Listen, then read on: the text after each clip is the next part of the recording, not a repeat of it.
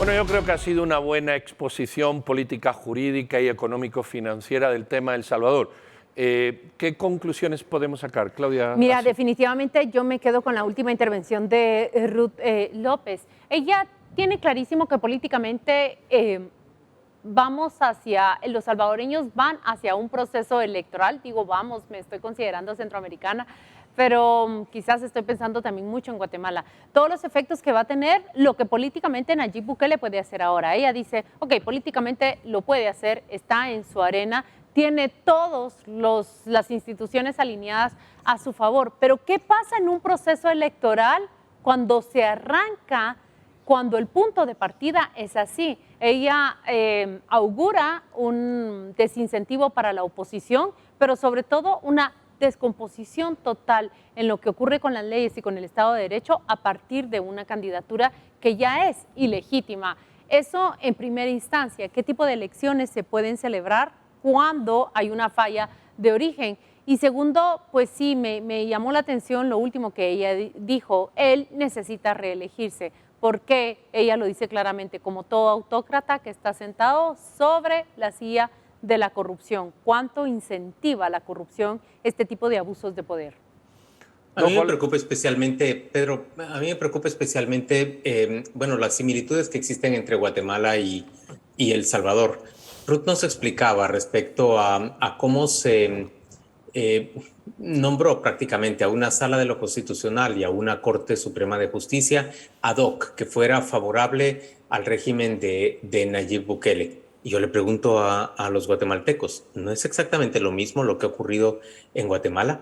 ¿No se ha facilitado justamente la permanencia de una Corte Suprema de Justicia que lleva ya casi 3 años, está a un mes de cumplir 3 años, de tener prorrogado su mandato, a pesar de que la Constitución dice claramente que su periodo venció hace ya ese tiempo del que yo le hablo, 3 largos años? Incluso ahora se va a dar el lujo de reincorporar a una magistrada que usted y yo sabemos fehacientemente que hizo llamar a un juez para pedirle que tratara con miramientos a su hijo en un proceso judicial. Una falla, una transgresión ética que sería inaceptable prácticamente en cualquier parte del mundo. De eso existen incluso grabaciones, pero nuestro sistema judicial post-CICIG ha decidido ignorarlo. Además, una Corte de Constitucionalidad en Guatemala que ha excluido a la única voz disonante y ha permitido únicamente que se elija y que se integre esa Corte de Constitucionalidad con personas que son allegadas al régimen o que piensan de la misma manera que el statu quo. Ese escenario que vemos en El Salvador, véalo usted también con mucho riesgo en Guatemala. Y respecto a lo que nos explicaba Julio Héctor Estrada, pues es tristísimo pensar que en El Salvador vamos a ver un ajuste económico en el corto plazo, porque eso va a tener que darse, que va a ser muy doloroso para los salvadoreños, sea en recortes de servicios, en incrementos seguramente de impuestos y en reducción de muchas facilidades que en este momento puedan tener los salvadoreños, pero que no van a poder financiar más. Yo creo que hay una tendencia a querer comparar lo malo que ocurre con lo que vivimos aquí. Yo creo que lo que ocurre en Salvador no se parece en nada, igual que lo que ocurre en Nicaragua, en nada a lo que vivimos aquí. Ahora, dicho esto, sí hay un punto que estoy de acuerdo con Juan Luis y es el de la Corte Suprema de Justicia. La Corte Suprema de Justicia está de una manera absolutamente ilegal e inmoral e ilegítima, prolongando su tiempo por 3 años. No es así la Corte de Constitucionalidad y la misma invitada lo dice, no. Ustedes tienen instituciones que proponen. Que las instituciones que han propuesto a personas no nos gusta o pensamos de otra manera, esa es otra historia, pero no ha ocurrido como en El Salvador, donde no han permitido que el Poder Judicial lo haga y el presidente se ha saltado todas las trancas. Lo que sí yo veo es el conformismo ciudadano allí y aquí con que el incumplimiento de la ley, esta Corte Suprema de Justicia nuestra, de Guatemala, o esa reelección que la Sala de lo Constitucional allí hizo interpretando, dándole vuelta a la Constitución, los ciudadanos piensen que porque son ciudadanos tienen el derecho a saltarse las trancas de los marcos legales. Y eso es peligrosísimo. Ese concepto del pueblo decide es peligrosísimo, porque el pueblo decide dentro de las reglas de juego que se han impuesto el propio pueblo. Los jugadores de fútbol no deciden cómo jugar fuera del marco de la regla. Y creo que es peligroso ese grito del pueblo lo quiere o el pueblo lo prefiere, porque además de ser manipulable, es absolutamente ilegal y fuera de todo contexto. Rompe la democracia.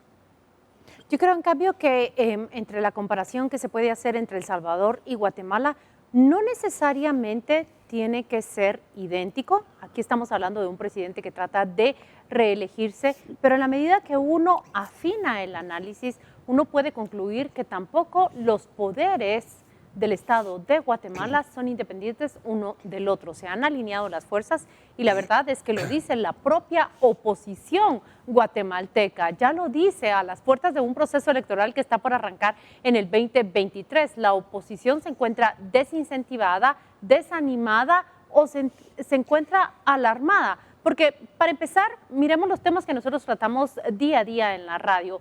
Vemos a un Tribunal Supremo Electoral que pide pausa, que pide tiempo y que se retiene de sancionar o siquiera llamar la atención del partido oficial ante las quejas de sus contendientes de la campaña que hacen disfrazada de proselitismo. Así lo han dicho fiscales de otros partidos.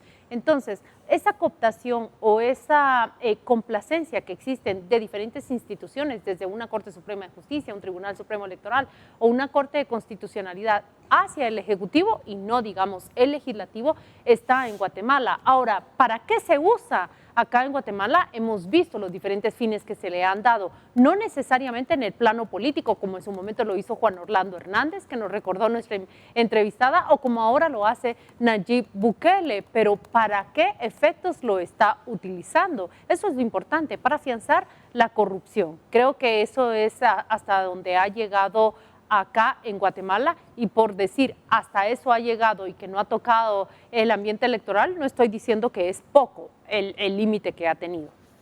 Televidentes con criterio, cuando yo digo que hay similitudes entre Guatemala y El Salvador, no estoy diciendo que la realidad sea idéntica.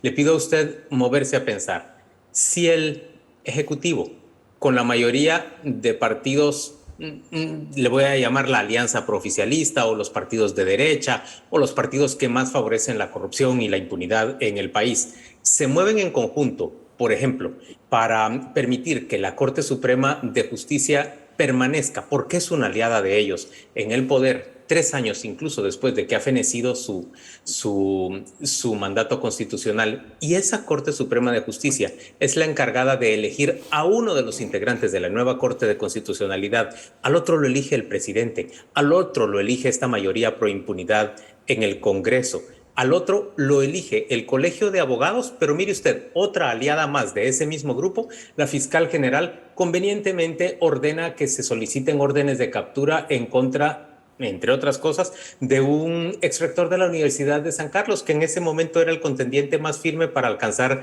una magistratura en la Corte de Constitucionalidad. Así, con una orden de captura en su contra, el hombre queda, por supuesto, desplazado. ¿Y quién gana? Gana el candidato favorito de esa alianza, que justamente era un magistrado de la Corte Suprema de Justicia. Dígame usted si no, con todas estas triquiñuelas, se cumple exactamente con lo mismo que Nayib Bukele logró simplemente de un plumazo con el voto de todos sus diputados oficialistas en la Asamblea Legislativa de El Salvador. Pero en Guatemala se da lo mismo. El único sitio que no logran manipular, el Consejo Superior Universitario, que decidió elegir a Gloria Porras y a un magistrado suplente, Ronnie López, con un procedimiento idéntico en el mismo acto, ellos deciden, todos los que están coaligados en esta alianza en el poder, simple y sencillamente que excluyan a Gloria Porras, pero mantienen al otro magistrado que es favorable a ellos adentro de la Corte de Constitucionalidad. Estamos hablando de un panorama muy semejante, aunque por supuesto con procedimientos distintos.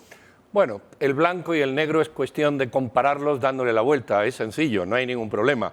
Un magistrado que es refutado por alguien y otro que no es refutado por alguien. Eso no se dice. Por eso la Corte decide sobre uno y no decide sobre otro. Pero yo creo que la Corte eso lo explicó. Es cuestión de querer entenderlo o no querer entenderlo. Siempre en este país, Juan Luis, siempre el presidente ha podido elegir a un magistrado de la Corte de Constitucionalidad. Y parece que ahora duele más que antes. Pero antes también lo elegía el presidente, siempre lo eligió el presidente, siempre lo eligió el Congreso, donde ha habido mayorías de muchos partidos, siempre lo eligió el Congreso y parece que ahora molesta más que antes. Y siempre lo eligió el Consejo Superior Universitario, incluso consejos superiores universitarios presididos por rectores que ahora están procesados. Es decir, lo que no podemos es esperar resultados distintos cuando los marcos legales están y nos sirven cuando nos interesa y nos gusta, y no nos sirve cuando nos disgusta. Con lo que tenemos, siempre el presidente va a poder hacerlo. Que el presidente nos cae mal, entonces criticamos. Pero si nos cae bien, entonces alabamos. Es lo mismo, es una falla de origen del sistema que tenemos. Porque a Gloria Pues es Porras, lo mismo que ahora puede aplicarse justamente para El Salvador. Exacto. El presidente que está buscando la reelección va a ser seguramente favorecido por esa mayoría que se encuentra tan complacida con la forma en la que él gobierna. Pero yo creo que... Pero hay un punto Mi que pregunta es inconstitucional. ahí es, ¿van Ese a es el seguir? punto.